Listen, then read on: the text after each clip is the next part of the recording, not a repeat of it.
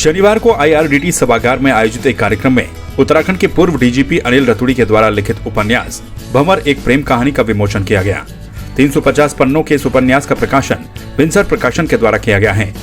पुस्तक का विमोचन करते हुए सीएम पुष्कर सिंह धामी ने कहा कि एक वर्दीधारी अधिकारी जब एक प्रेम कथा लिखते हैं तो इससे अनुमान लगाया जा सकता है कि उनके हृदय में किस तरह के भाव होंगे। उन्होंने कहा कि उपन्यास के माध्यम से मानव जीवन के विभिन्न पहलुओं को दर्शाने का सराहनीय प्रयास किया गया है। बहुत ही अच्छा उपन्यास आज श्री अनिल रतूड़ी जी द्वारा इसको रचित किया गया है, लिखा गया है। उसका यहाँ पर विमोचन हुआ है।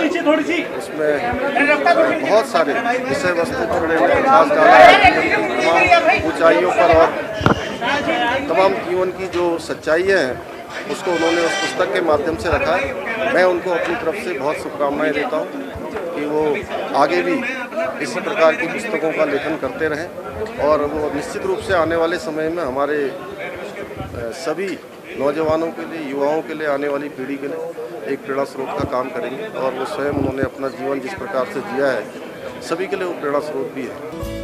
लोकार्पण समारोह में अध्यक्षता वरिष्ठ साहित्यकार लीलाधर जगूड़ी, विशिष्ट अतिथि पूर्व मुख्य सचिव नृप सिंह नपचाल, मुख्य सचिव SS संधू, पूर्व कुलपति संस्कृत विश्वविद्यालय डॉक्टर सुधारानी पांडे, साहित्यकार डॉक्टर राम विनय सिंह, अपर मुख्य सचिव राधा रतूड़ी भी मौजूद रहे।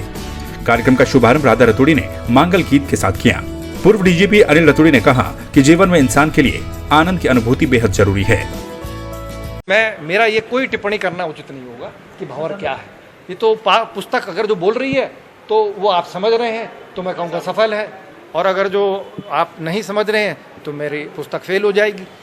लेकिन वो क्या है, अब मेरे हाथ से तो वो निकल गई, अब आप बताएंगे वो क्या है, इसमें मेरा कहना उचित नहीं। मैं ये कहूँगा कि जितनी भी चीज़ें संसार में हैं, साइंस, टेक्नोलॉजी, वो संसाधन है जीवन के लिए, और मानव के लिए सबसे महत्वपूर्ण चीज़ है आनंद की अनुभूति करना, और वो उसको उस चीज़ में मिलती है, चाहे वो फूल में मिले, चाहे वो किसी संगीत में मिले, चाहे वो किसी साहित्य में मिले, कोई संस्कृति में मिले, वो जीवन का अंत है, बाकी सब माध्यम है।